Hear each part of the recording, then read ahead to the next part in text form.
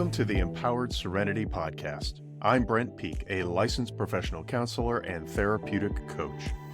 Are you ready to reclaim your self-worth, reduce stress, and build stronger, healthier relationships?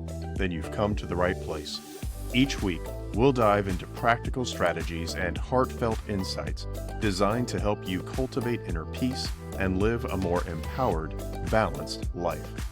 That's the journey we're on together. From emotional healing to transformative connections, we'll explore a variety of topics to support you on your path to true empowerment and serenity.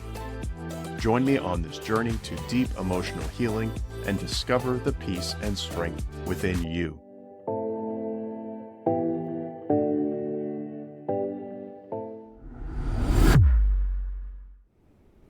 Welcome back to the Empowered Serenity Podcast. I am Brent Peak, and I'm glad you're here today. Today, we're going to talk about 3 statements that sound like good parenting, but aren't. So, in my experience, I have found that parenting is one of the most challenging, but also rewarding roles that any of us can be in. But even with the best of intentions, parents, we often say things to our children that we think are going to be supportive and encouraging. And while they may seem positive on the surface or in our intent, they can actually have negative effects on our kids and their emotional development. So today I want to look at 3 common statements that you may have said, and I may have said some things like these at one time or another or believed it. I've certainly heard them from my clients, either things they've said to their own kids or things that they heard growing up. But these are not extremely uncommon, and some of them are quite common, that sound like good parenting, but actually contribute to what I call and what others may refer to as some of our core wounds. Those core wounds. The 3 core wounds, by the way, are inadequacy. When you experience something in childhood or your teenage years that leads you to feel like you are not enough as you are. There's also the core wound of intrusion, where someone who is a significant caregiver in your life growing up, whether it's a parent or a teacher or some other adult who should have been responsible, but is intrusive in some way. This could be straight up abuse. This could be a parent who is over dependent on a child for their emotional support in some way, and a lot of other ways that a parent can be, I guess, simply put, too much sometimes. So the core wound of intrusion, and then the core wound of inattention, which can look like, the worst cases of neglect or abandonment that you've heard of, but also emotional neglect, not offering the emotional support that a child needs. And that's actually quite common.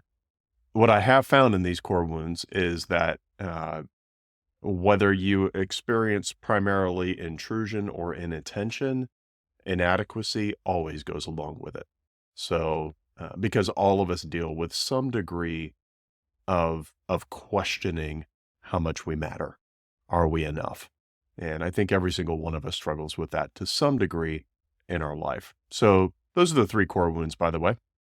But we're going to look at some statements today that sound like good parenting, but actually are probably contributing to one or more of these core wounds. So we're also going to look at some healthier alternatives, let you know what you might want to consider saying, so that we can begin to develop some healthier patterns and with our kids. And this isn't just about parenting, by the way. Whenever I talk about parenting, I'm also talking about what you went through as a child. I almost hate to target this to parents necessarily, because more so, while I absolutely want you to be a better parent to your kids, my goal is to help you heal, so that you can experience a full life. And a benefit of that is being able to be a better parent to your kids so that you're not inadvertently taking out your core wounds on your kids. But all of us have gone through some of these things ourselves. We've heard these statements ourselves. Many of us have heard many of these. So this is as much for you as a former young person and child, who went through some difficult experiences, as it is for you as a parent in wanting to be a better parent to your kids. So my hope is that you'll experience both benefits of this. Okay, so let's get through this. The first one, really common one. You may have heard something along the lines of, you can always do better. And that may have been followed up with something about your potential and your abilities. But the core of this one is, you can always do better. Now, I get the intent of this. We want to motivate our kids uh, to to fulfill their potential, and frankly, every single one of us has more potential than we tend to live out most of the time. But and so that sounds good when we say that, because we're trying to motivate our kids and encourage them to strive for excellence.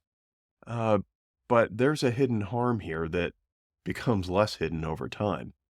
While the intention is positive, and and I would say none of us completely lives up to the potential that we have.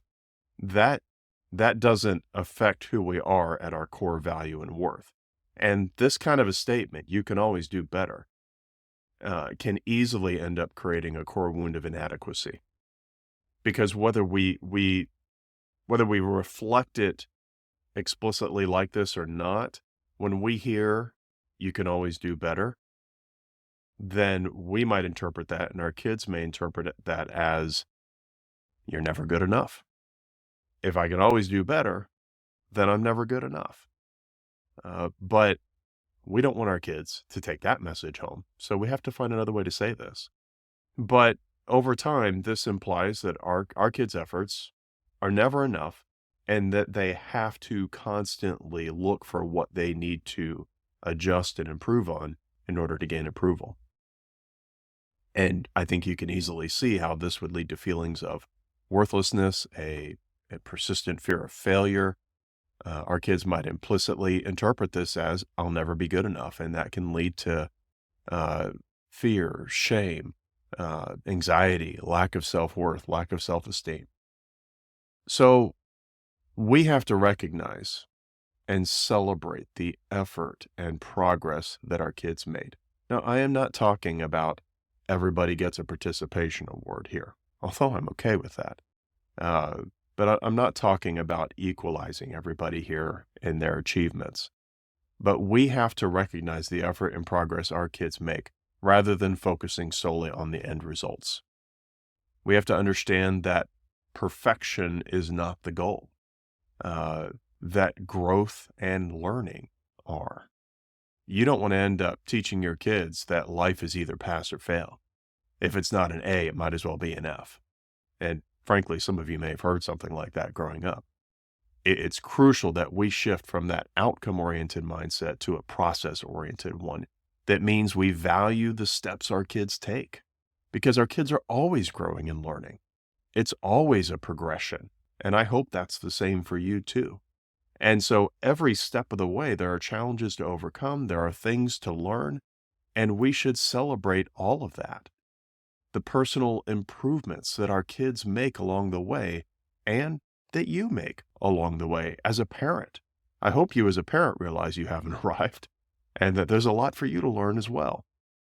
So we have to acknowledge that every child's journey is unique, that setbacks are a natural part of growth. And when we do this, we're going to help build our kids' confidence in their abilities and resilience in the face of difficulties. So what do we need to do? Well, instead of focusing on that constant improvement, we're going to acknowledge our kids' efforts. And you might, instead of saying, you can always do better, try saying, I'm really proud of the work that you put into this. Your dedication to this, your commitment to this, that is impressive. That's commendable. I'm proud of you for that. This approach validates our kids' efforts and encourages that growth mindset without making them feel inadequate.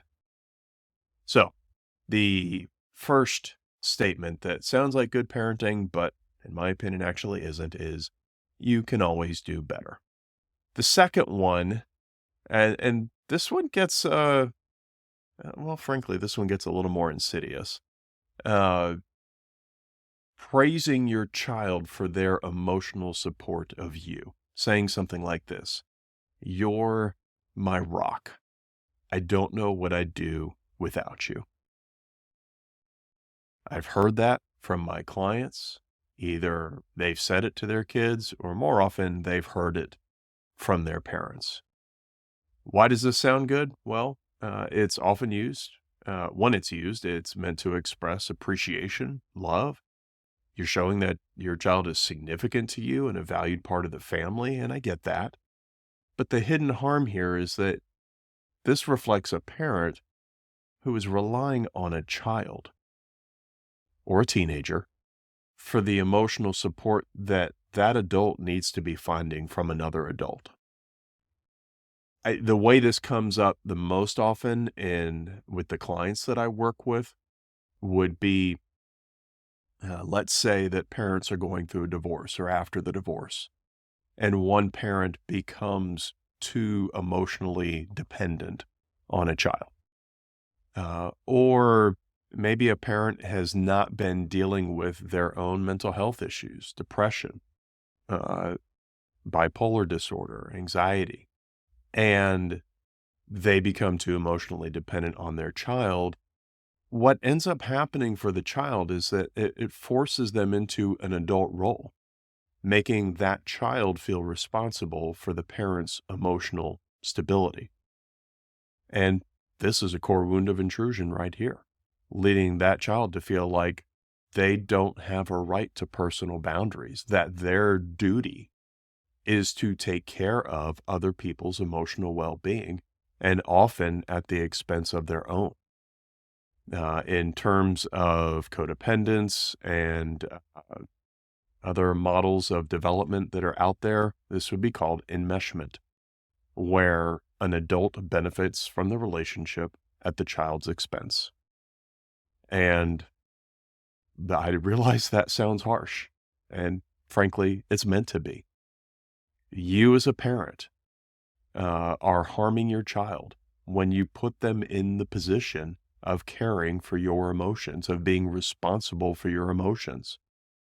Another way of saying this that sounds that is quite common, but doesn't sound quite so idealized as, "You're my rock. I don't know what I'd do without you," but is when we blame our kids for a negative effect.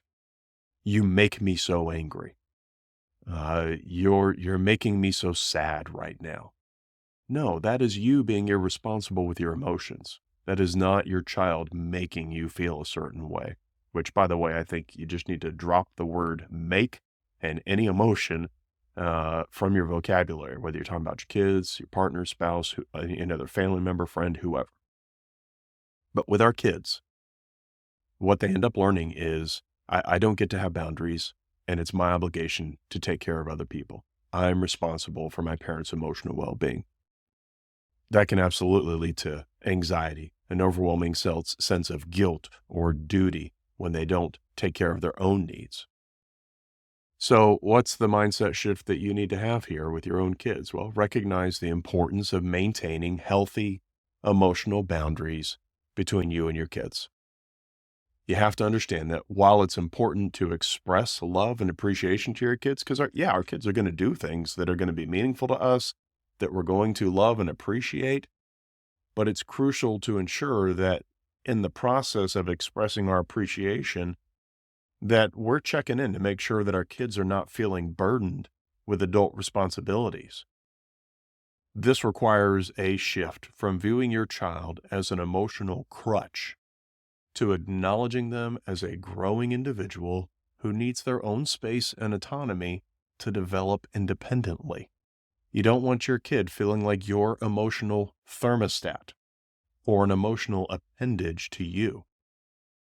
We have to find other appropriate sources of emotional support from peers, professionals, other family members, so that we can ensure that our kids' that our emotional needs don't overwhelm our kids' ability and opportunity to simply be a kid. So this means that we've got to have that supportive environment for them. That's the direction the support needs to go. so that they can feel safe expressing their own needs and emotions without feeling responsible for ours. So, what do we want to say? Instead of praising our kids in a way that would uh, position us as emotionally dependent upon them and them as responsible for that. Well, just let your kids know, share simple gratitude and say, hey, I really appreciate your help today. It means a lot. Uh, but also, it's important for you to have your own time, your own choices. And so I don't want you, and I say this to my kids, I say this to my own kids fairly often, or at times. I don't want you to feel responsible for making me feel happy or feel good. I love it when you contribute to that, but I don't want you to feel like it's your responsibility. So when you can say something like that, that shows appreciation for them without placing an emotional burden on them. So, the first statement, you can always do better, can create that core wound of inadequacy. The second statement, you're my rock. I don't know what I'd do without you, or some other type of praise that sets up an emotional dependency that creates a core wound of intrusion. The third statement that I want to look at today is one that can develop a core wound of inattention in our kids. And that is and something that might sound like this. You're so responsible. I know I can trust you to handle things on your own. I know you're going to be okay. And this sets up a core wound of inattention here. It is potentially a form of emotional neglect. It depends on the age, depends on the level of autonomy that's appropriate for our kid at whatever age they're at. But I'm more so referring to situations where there's something else going on. The spotlight is somewhere else in the family. It might be issues with another sibling. It might be parents' relationship issues going on. It might be someone in the family with a chronic illness. These are things that may not even be a bad thing in and of itself, with some, bad intent from anybody. Sometimes it's just something really difficult that comes up. And what we end up doing sometimes is not paying enough attention to one of the quiet, good kids in the family. You may have been that quiet, good kid in the family who felt like it was your job to make sure you didn't add to whatever burden you already saw your parents experiencing, either with another sibling of yours or with some other difficulty going on in your parents' life. And we end up becoming what Pia Melody in her book Facing Codependence refers to as a lost child, because we get lost in whatever other drama is going on and the spotlight is somewhere else. Now, it sounds good when a parent might say to a child, hey, I'm glad I can trust you to handle this on your own. I know you're going to be okay, because it praises their independence, your reliability, boosting confidence and self-sufficiency. But you have to make sure that that is age and situation appropriate and that you're not chronically leaving your kid in the shadows. The hidden harm here is that while independence is a valuable trait, assuming that a well-behaved child can manage everything on their own can lead to that core wound of inattention. And it may cause that child to feel overlooked, unsupported, as if their emotional and psychological needs aren't as important. And even though you may have never explicitly said this to them, they're going to end up putting their needs and desires behind other people's. And they're going to implicitly interpret this message as my needs don't matter or aren't as important as whatever else is going on. And that can become a chronic message and ingrained belief throughout their life. And some of you may be dealing with this now as an adult where, excuse me, where you are constantly putting other people's needs ahead of your own. And you're burning out, you're overwhelmed, feeling undervalued, unappreciated. So with our own kids, what's the mindset shift that we need to have? We need to find some balance here. I'm not saying that it's wrong to want your kids to be able to handle things on their own. Obviously, we want to get them to that point, but we have to recognize that while it's beneficial to encourage that independence, that autonomy and self-sufficiency, it's also equally important to make sure that our kids feel supported and attended to, especially emotionally. We have to shift from assuming that independence means less need for parental involvement, uh, to understanding that every child, no matter how responsible, still requires emotional support and guidance. So it's important that we are proactively checking in with our kids, providing a listening ear, making sure they know that we're here to listen to them. If your kids are teenagers, they're probably not going to take you up on that as much as you would like, but hopefully in a critical moment they will. This is going to help our kids feel valued, understood, and reinforcing to them that seeking help is a strength, not a weakness. That they can ask for help without feeling like a burden on us. So instead of praising your kids' independence without offering that emotional support, just let them know, hey, I'm proud of how responsible you are, and I'm glad I can trust you with this or with that. But if you ever need help or just want to talk, please know I'm here for you. You don't always have to handle everything on your own. Make sure your kids know that. We can encourage their independence while making sure that they feel valued and supported. So, three ways, three examples of how we might feel like we're really doing a great job in saying those things as a parent, but actually we may be causing harm. I don't want you to feel this immense burden of guilt about this. These are common things. I hear these quite often in my therapy sessions, and sometimes I even hear them from other people in my life, and I try not to therapize them. I just bite my tongue and nod and smile. But and if I've done that to you, if you're someone I've met or know along the way, well, you've just got a little peek behind the curtain there. But I I don't want you to feel I don't want you to feel overly burdened. But if there is room for some remorse and accountability and improvement, I'd like you to take action on that. Uh, be responsible with the words that you're saying to your kids. And also, I encourage you to go back to any of those core wounds that you may have experienced. You may have experienced some of these core wounds I'm talking about. You may have heard some similar sentiments to these from your parents growing up or from other adults in your life. And if you have questions about that or you'd like support about that, I encourage you to reach out to me. I do have some resources on my website at brentpeak.com that may be helpful to you. I also invite you to join our new Facebook community, the Empowered Serenity Community. You can look that up on Facebook, and that's where you can ask some questions. I'll be offering some resources there in the near future, hosting some support videos, some coaching videos on there. So that's where you can get a chance to join a new and hopefully soon growing community of people that care about things like this, that care about taking care of your core wounds so that you can begin to be a better parent, be a better family member, be a better friend.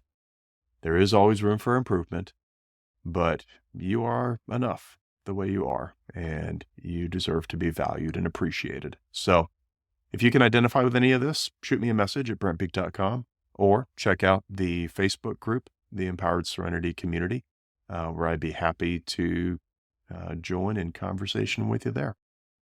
So thanks for listening. Appreciate those of you that are listening to the podcast. Just a handful of folks so far. We're still new here, but your listening, your support means a whole lot to me. If you'd like to show that support, just simply subscribe to the podcast, rate it, leave a review, and I would love to hear from you. So go ahead and shoot me a message through brentpeak.com or join the Empowered Serenity Community on Facebook. But thanks again for listening, and we'll see you next time on the Empowered Serenity Podcast. Thank you for tuning in to this episode of the Empowered Serenity Podcast. I hope our conversation today has inspired you to embrace your journey toward deeper emotional healing, empowerment, and inner peace. Be sure to check the show notes for any resources that may have been mentioned in this episode. And don't forget to visit brentpeak.com for additional resources and information about working with me. If you found value in our discussion, please share this podcast with others who might benefit and consider subscribing and leaving a review. Your feedback helps us reach more people seeking transformative change. And remember, the path to empowered serenity is a journey, and you're not alone. Until next time, take care and keep moving forward with hope and resilience. The information provided in the Empowered Serenity podcast is for educational and informational purposes only and is not intended as a substitute for professional advice, diagnosis, or treatment. Always seek the advice of your physician, therapist, or other qualified health provider with any questions you may have regarding a medical condition or mental health concerns. Never disregard professional medical advice or delay in seeking it because of something you have heard on this podcast. If you are experiencing a crisis, please contact your local emergency services or seek immediate help from a mental health professional. The views expressed by guests on the podcast are their own and do not necessarily reflect the views of Brent Peak or North Valley Therapy Services.